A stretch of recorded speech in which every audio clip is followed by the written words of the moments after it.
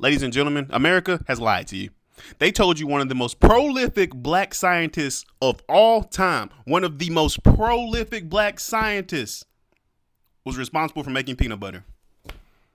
Just listen to what I said. One of the most prolific black scientists that almost saved the entire agricultural community is known for making peanut butter.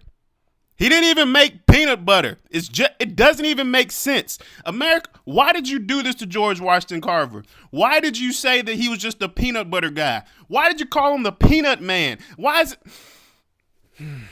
Today on Black and Style, we're talking about George Washington Carver because we need to talk about it. Oh my God.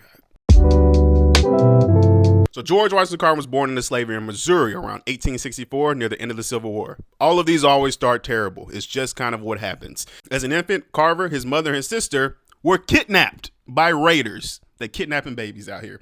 George was eventually recovered because everybody else was kidnapped, but his mother and sister are never found. He started his life off getting kidnapped, and his mother and sister are never found.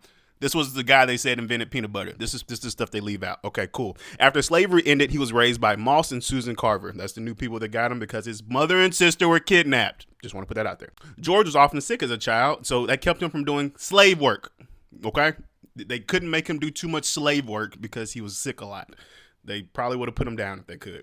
Instead, he became fascinated with plants and gained a reputation for nursing sick plants back to health. That's the only reason they didn't kill him, because he could do that. Just want to put that out there.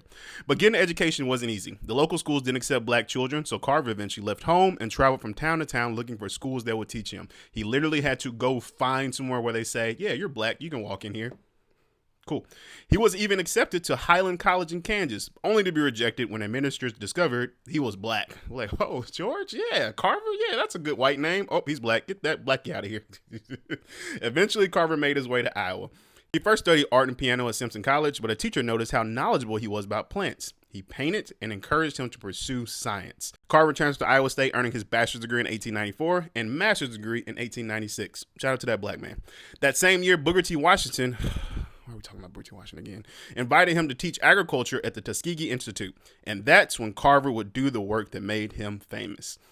Booker T. Washington did something good with his life. He did a lot of good. I'm sorry. He's a great guy. We all love capitalism. Thank you, Booker T. Washington. Now, when Carver arrived at Tuskegee, Southern agriculture had a huge problem. Cotton is really bad for soil. It's just not good. It just ruins everything, including black people, because you made us be slaves for it. Now, farmers had planted cotton repeatedly for generations, stripping important nutrients from the land. Carver promoted crop rotation, encouraging farmers to alternate cotton with crops like peanuts. Oh goodness, that's what he's known for. Sweet potatoes and legumes. It's a fancy word for peanuts or shells. I'm not an expert in legumes. I'm sorry. That could help improve depleted soil. But there was a problem. If farmers started growing peanuts instead of cotton, they needed reasons to actually buy and use them. So Carver started experimenting. He developed and promoted hundreds of potential use for peanuts, sweet potatoes, and other agricultural products. Others, from foods and dyes and soaps to cosmetics. He did a lot of stuff with a lot of things, including peanuts, but not only peanuts. But here's the part where everybody just says dumb stuff. Sorry. George Washington Carver did not invent peanut butter. There was peanut paste already. White people love peanut paste, I guess. It was a thing already. His real contribution was demonstrating how versatile crops like peanuts could be while teaching farmers better agricultural practices. Sorry, I said that wrong. It wasn't about peanuts. It was the fact that he said we should start rotating crops. That was the impressive part, not the peanut part. I'm sorry, I'm yelling. Carver even helped create a mobile agriculture classroom called the Jessup Wagon. Instead of just waiting for poor farmers to come to Tuskegee, he went to them to teach them how to farm better, not just how to make peanut butter. So Carver's biggest national moment came in 1921. He traveled to Washington, D.C. so he could talk to the House of Ways and Means about farming, not just peanuts. Now, Carver was initially given only a short time to speak because he was black and they didn't want to hear a blackie talk about whatever he was going to talk about. But his presentation was so fascinating, the lawmakers allowed him to continue because he was talking about making money, because he was talking about agriculture. They really care about money in agriculture. Afterwards, Afterwards, his fame exploded. America began calling him the Peanut Man because the congressmen in the actual lecture they were in only paid attention to the peanut part.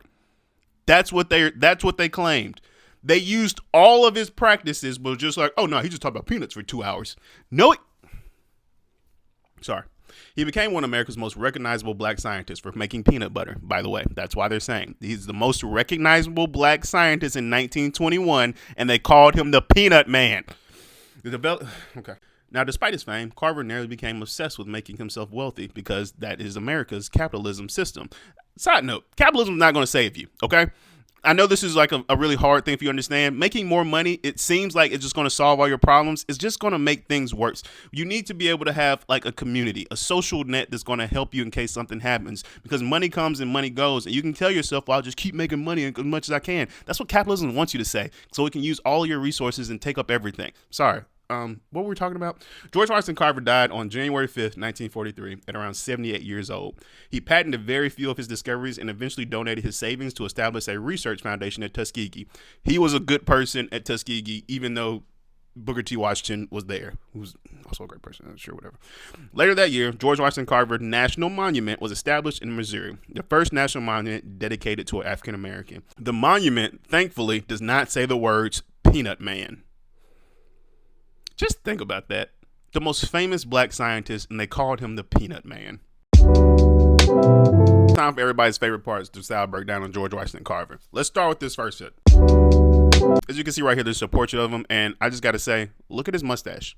Look at my mustache. Look at his mustache. You see how much better that is? George Washington Carver had one of the most magnificent mustaches I've ever seen. And on top of that, look at that lapel pin. Just look at it. It's a flower. He was a botanist. He got a flower. It's just, I'm trying to tell y'all, when it comes to style, it's not about the clothes. It's all about you. Do you have something? Are you telling a story? Are you doing something special? George Washington Carver was, and this is just one of my favorite pictures in the world. I'm putting that as a label pin for all my stuff. I'm putting little flowers, and I'm gonna be a botanist now. Well, it's just a really good outfit. Let me put it like that. Outfit number 2, this is a full body picture. Number 1, that suit looks amazing. I don't care what you tell me. I know that suit's hot, but it looks so good. And now let's look at what he's doing. He is painting. Not only is he painting, he's painting agriculture. He's painting the things that he was working with.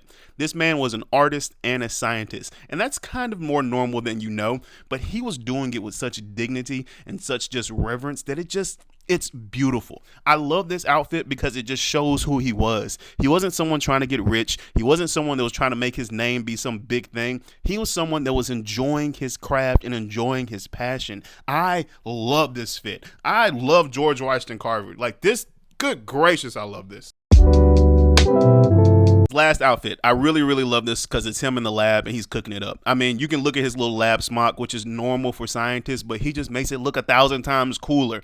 This is one of the few people that I really look at and I can say his style is just one of the best that I can think of, and we just don't talk about it. It comes up every now and then. Oh, George Washington Carver and peanut butter. Have you seen his fits though? Have you seen his mustache though? Have you seen him in his lab smock cooking it up? No, you haven't, because you need to do more about George Washington Carver. His name's not Peanut Man. Thank you for tuning in to Black in Style, where we look at the style of historical black figures. If you liked it, like, subscribe, comment, and come back next week for another one.